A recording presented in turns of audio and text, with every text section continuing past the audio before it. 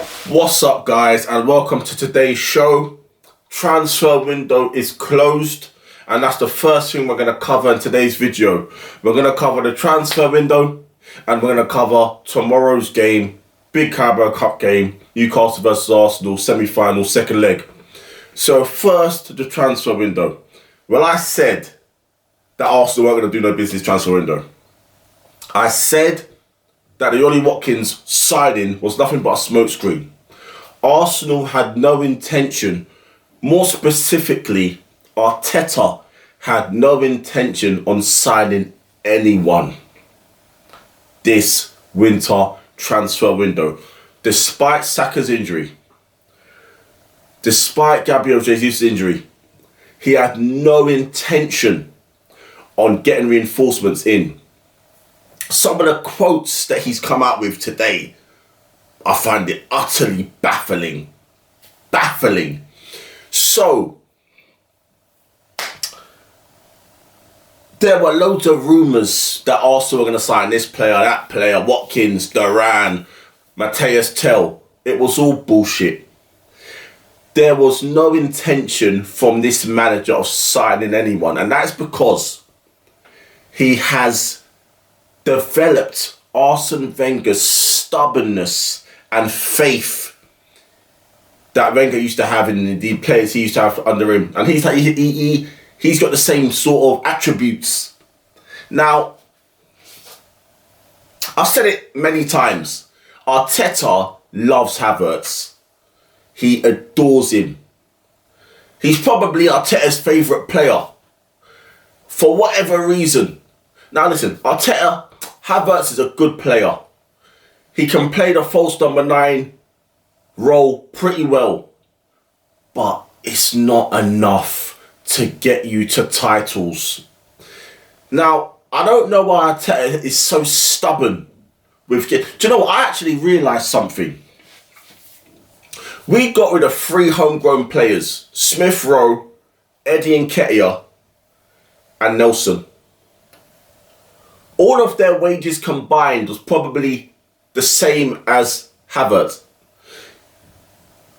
I'm sure that 3 of those players, those 3 lads, could have contributed with more goal involvements than Havertz. Combined. Those 3 lads combined. Now surely it would make more sense for squad depth and strength and options to have 3 specialists, a 10, a winger and a striker, rather than 1 hybrid player who can play wide, play as a 9 and play as a 10. So that's what Arteta has done. He's got rid of 3 homegrown lads, 3 specialist players, a 10, a 9 and a winger. And he's forced Havertz into the team because he can play a multitude of positions. He can play wide, he can play 10, and he can also play as a 9. Because Arteta is obsessed with hybrid players, not players that are specialised, especially in attack. So, listen, there's one stat that I want to say about Havertz. You know, it's quite... This is the amount of goals he scored this season. So last season, Havertz scored 14 goals, 51 games. This season, he scored 15 goals in 33 games. So a much better return in less games. So that's probably justified in Arteta's head that no, Arteta's working. I mean, Havertz is working. He can get the goals. He's improved from last season. And that may be true, probably has improved in last season. But we're trying to win trophies. And it can't be called a project anymore when it's 5 to 6 years in. When is this project going to start producing silverware? Now, there was a quote that Arteta said today, and I found it utterly baffling. And I'm going to read it. He said, "We had a clear intention. We haven't achieved it, so we are disappointed. But we are aware that we only want to bring in certain types of players. So we have to be disciplined. What does that even mean? You've lost your best player, Saka. You've lost your only recognised striker. Your only recognised other striker, apart from Havertz, you've lost Gabriel Jesus. So now you've only got Havertz as the recognised striker. You lost two crucial attacking players and you had no intention of getting any reinforcements. In fact, you strung the fans along with a smokescreen for the whole winter window and you had no intention on getting reinforcements. What does that even mean? A certain type of player. Do you guys realise that Arsenal have not had a player that has challenged for the Golden Boot since Aubameyang? So since Aubameyang has left, we've not had a player that has challenged for the Golden Premier League boot since Aubameyang left, because we've not had a proper bagsman goal scorer striker. We spread the goals around the team. How has that worked out for us? We ain't won nothing. Liverpool spread the goals out as well, but they also had Salah getting 20 goals every season. Manchester City spread the goals out, but Haaland's still banging 30. You need a proper bagsman. This process of not having a proper striker and trying to spread the goals out across the team is yet to bear fruit in trophies and silverware. Now Arteta is chatting pure nonsense about they want to sign the proper player that they want. Do you not want to sign a proper striker who can get the goals, who's hungry to score goals, who's a proper bagsman? I don't know, man. I mean, I look at... Listen, and Arsenal are not the only team... I've got something in my eye, sorry.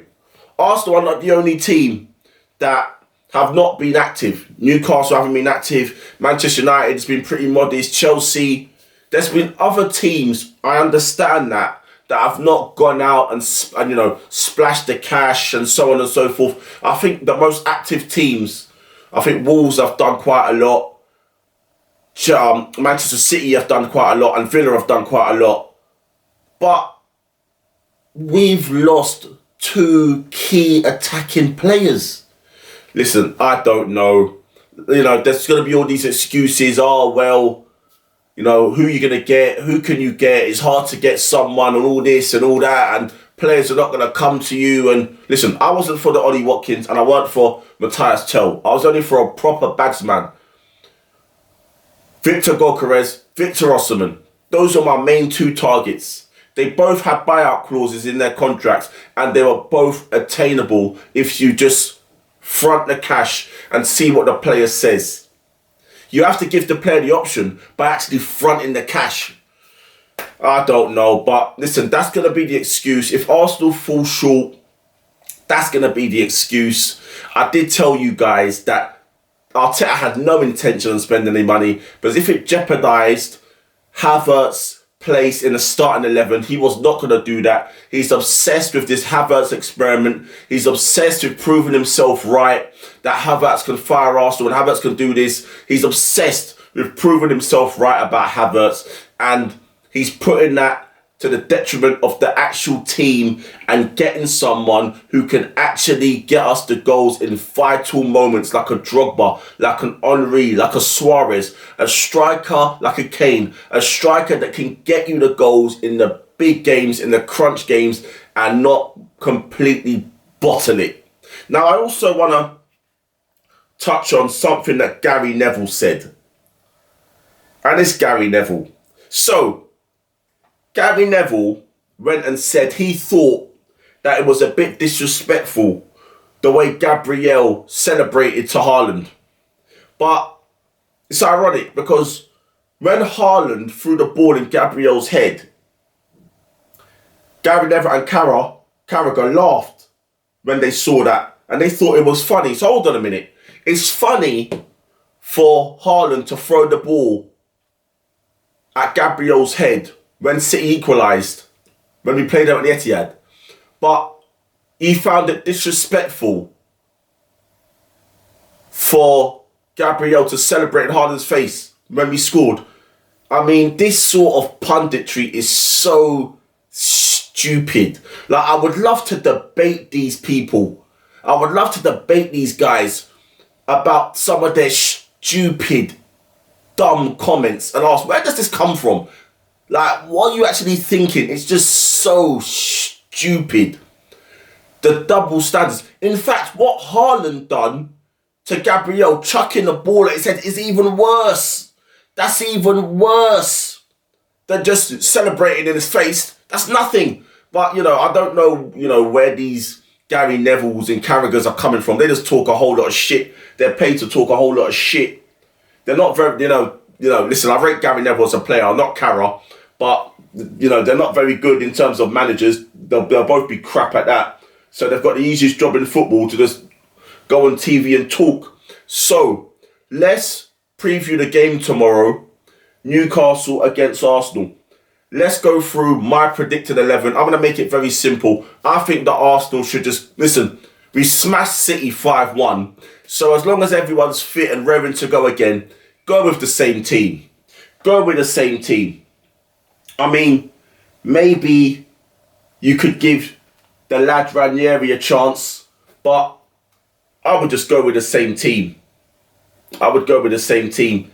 Raya in goal, Timber right back, Gabriel and Saliba centre back, Lewis Skelly left back, midfield, Partey, Rice and Odegaard, and Trossard, Havertz and Gabriel up front. Maybe you could swap Trossard for Ranieri, because that boy's been in form, scoring 2 bangers his last 2 appearances. So maybe you could swap. Maybe. Newcastle could be there for the taking. No, they've lost at home recently to Bournemouth and they lost on the weekend to Fulham. So beating them isn't outside the realms of possibility. It's just that, can Arsenal beat them without conceding? Can they beat them by enough? They need to score, 2-0, 3-0. 2-0 be enough to take it to extra time, penalties. A 3-0 without them scoring will be enough to get the result. But, if Newcastle score, it's going to make the task very, very difficult. So I would go for the same team. Maybe you could swap Ranieri for a Trossard. Even though Trossard did play well against City, Ranieri's been on a hot streak, and the goals he's scoring. I mean, the lad is just fantastic. Yes, he's young. You have to be careful with the lad. You have to wean him in. You can't just chuck him in. You have to wean him. You have to be careful with him.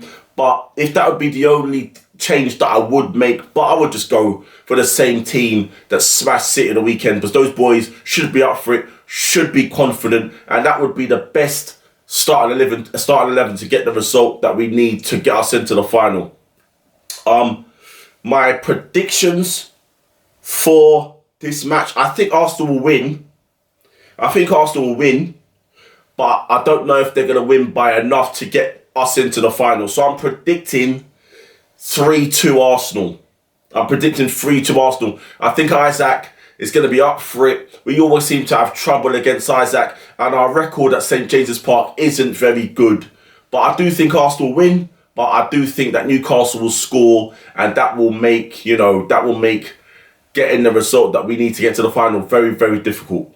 Alright guys, so this is going to end today's video. I'm going to be back tomorrow with my post-match analysis of the game. Hopefully we get the result that we need to get us into the Caraboa final. So all that good stuff, like, share, subscribe, leave a comment, and I'll see you very soon for the next one. Peace.